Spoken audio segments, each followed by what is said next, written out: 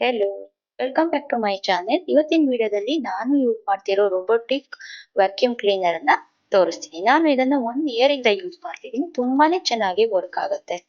ಇದರಲ್ಲಿ ನಾವು vet wipe ಅನ್ನಾದ್ರೂ ಮಾಡ್ಬೋದು, ಡ್ರೈ ವೈಪ್ ಅನ್ನಾದ್ರೂ ಮಾಡ್ಬೋದು, ಅಥವಾ ಎರಡನ್ನು ಒಟ್ಟಿಗೆನೆ ಮಾಡ್ಬೋದು.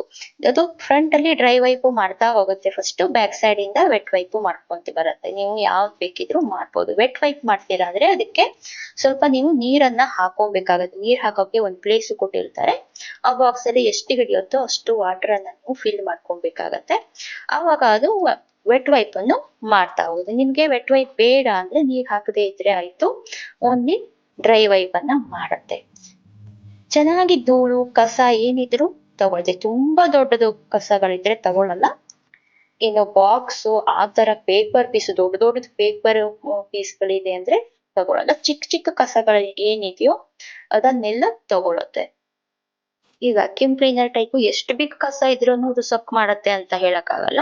ಚಿಕ್ಕ ಪುಟ್ಟ ಕಸಗಳು ಏನಿದ್ರು ಅದನ್ನ ಅದು ಸಕ್ ಮಾಡ್ಕೊಂಡು ವೆಟ್ ವೈಪ್ ಅನ್ನ ಮಾಡ್ತಾ ಹೋಗುತ್ತೆ. ತುಂಬಾ ಕಸ ಹರ್ಕೊಂಡಿದ್ದೀರಾ, ತುಂಬಾ ಏನೋ ಬಿಗ್ ಬಿಗ್ ಕಸಗಳಿದೆ, ಅದನ್ನೆಲ್ಲ ಅದು ತಗೊಳಕ್ಕೆ ಅದ್ರ ಹತ್ರ ಆಗಲ್ಲ. ಚಿಕ್ಕ ಪುಟ್ಟ ಕಸಗಳು ಏನಿದೆಯೋ ಅದನ್ನೆಲ್ಲ ಅದು ಸಕ್ ಮಾಡ್ಕೊಳ್ಳುತ್ತೆ. ಆಮೇಲೆ ನಮ್ಗೆ ವೆಟ್ ವೈಪ್ ಅನ್ನು ಮಾಡುತ್ತೆ. ವಾಟ್ರಿಗೆ ನಾವೇನನ್ನು ಮಿಕ್ಸ್ ಮಾಡಬಾರ್ದು, ಓನ್ಲಿ ಪ್ಲೇನ್ ವಾಟರ್ ಅನ್ನ ಹಾಕ್ಬೇಕು. ಅದಕ್ಕೆ ಯಾವ್ದು ಸೋಪ್ ಪೌಡರ್ ಅಥವಾ ನಾವು ಫ್ಲೋರ್ ಕ್ಲೀನರ್ ಯಾವ್ದನ್ನು ನಾವು ಅದಕ್ಕೆ ಮಿಕ್ಸ್ ಮಾಡಬಾರ್ದು. ಯಾವ ಕಂಪ್ನಿ ತಗೊಂತೀವೋ ಅದೇ ಕಂಪ್ನಿ ಅದು ನಮ್ಗೊಂದು ಆಪ್ ಕೊಟ್ಟಿರ್ತಾರೆ. ಆ ಆಪ್ ಅಲ್ಲಿ ನಾವು ನಮ್ಮ ಮನೆಯ ಮ್ಯಾಪ್ ಅನ್ನ ರೆಕಾರ್ಡ್ ಮಾಡ್ಕೊಬೇಕು.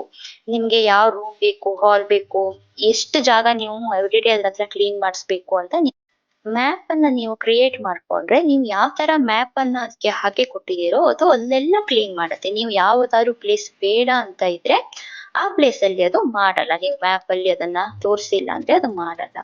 ಮತ್ತೆ ನಾವೇನಾದ್ರೂ ಡೋರ್ ಮ್ಯಾಟ್ ಅನ್ನ ಹಾಕೊಂಡಿದ್ರೆ ಅದನ್ನ ಸ್ವಲ್ಪ ಎತ್ತಿ ಇಡ್ಬೇಕಾಗತ್ತೆ. ಡೋರ್ ಮ್ಯಾಟ್ ಮೇಲೆ ಅದು ಹೋಗ್ಕೊಂಡು ಅಲ್ಲಿ ಡೋರ್ ಮ್ಯಾಟ್ ಅನ್ನ ಕ್ಲೀನ್ ಮಾಡಕ್ಕೆ ತುಂಬಾ ಟೈಮ್ ತಗೊಂಡು ಚಾರ್ಜ್ ಹೋಗೋ ತನಕನು ಅದು ಮ್ಯಾಟ್ ಅನ್ನೇ ಕ್ಲೀನ್ ಮಾಡ್ತಿರತ್ತೆ. ಸೊ ನೀವು ಫ್ಲೋರ್ ಮೇಲೆ ಮ್ಯಾಟು ಕಾರ್ಪೆಟ್ ಇದ್ರೆ ಎತ್ತಿಟ್ಕೊಂಡು ಮಾಡ್ಬೇಕಾಗತ್ತೆ. ನೋಡಿ, ಈ ತರ ಚಿಕ್ಕ ಪುಟ್ಟ ಕಸನ್ನೆಲ್ಲ ಅದು ಆರಾಮಾಗಿ ತಗೊಳುತ್ತೆ.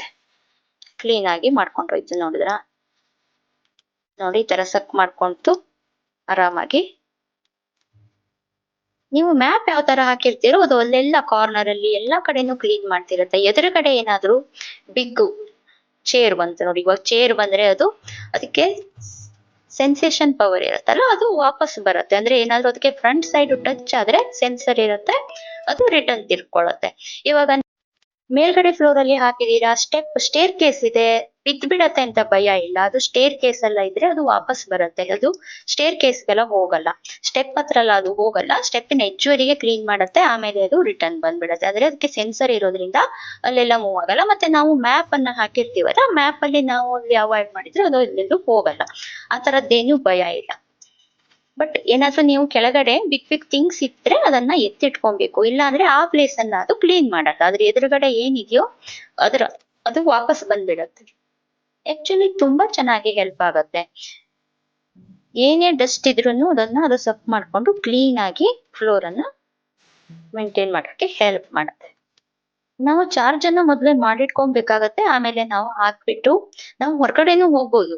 ಮನೇಲೇ ಇರ್ಬೇಕು, ಅದನ್ನ ಹಾಕೊಂಡು ಅದನ್ನ ನೋಡ್ತಾ ಇರ್ಬೇಕು ಆ ತರ ಏನಿಲ್ಲ. ನೀವು ಇದನ್ನ ಆನ್ ಮಾಡ್ಬಿಟ್ಟು ನೀವು ಕೆಲಸ ಮಾಡ್ಕೊಬಹುದು, ಹೊರಗಡೆ ನಾವು ಹೋಗಿ ಬರ್ಬೋದು, ಏನು ಪರವಾಗಿಲ್ಲ. ಅದು ಚಾರ್ಜ್ ಹೋದ್ರುನು ಚಾರ್ಜಿಂಗ್ ಪಾಯಿಂಟ್ ಗೆ ಹೋಗಿ ತಾನೇ, ನೀವು ಚಾರ್ಜಿಂಗ್ ಪಾಯಿಂಟ್ ಅನ್ನ ಆನ್ ಮಾಡಿ ಇಟ್ಟಿದ್ರೆ ಅದು ತಾನೇ ಹೋಗಿ ಚಾರ್ಜ್ ಹಾಕೊಳ್ಳುತ್ತೆ.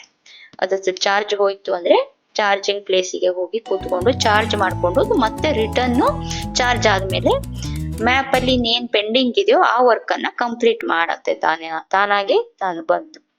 ಅಥವಾ ನೀವು ಹಾಕ್ಬಿಟ್ಟು ಹೊರಗಡೆ ಹೋಗಿದ್ದೀರಾ, ಯಾವ್ದೋ ಪ್ಲೇಸ್ ಅಲ್ಲಿ ಅದು ಮಾಡೋದ್ ಬೇಡ ಅಂತ ಇದೆ, ಸ್ಟಾಪ್ ಮಾಡೋಣ ಸಾಕು ಅಂತ ಇದ್ರೆ ನೀವು ಮೊಬೈಲ್ ಅಲ್ಲೇ ಅದನ್ನ ಸ್ಟಾಪ್ ಕೂಡ ಮಾಡ್ಬೋದು.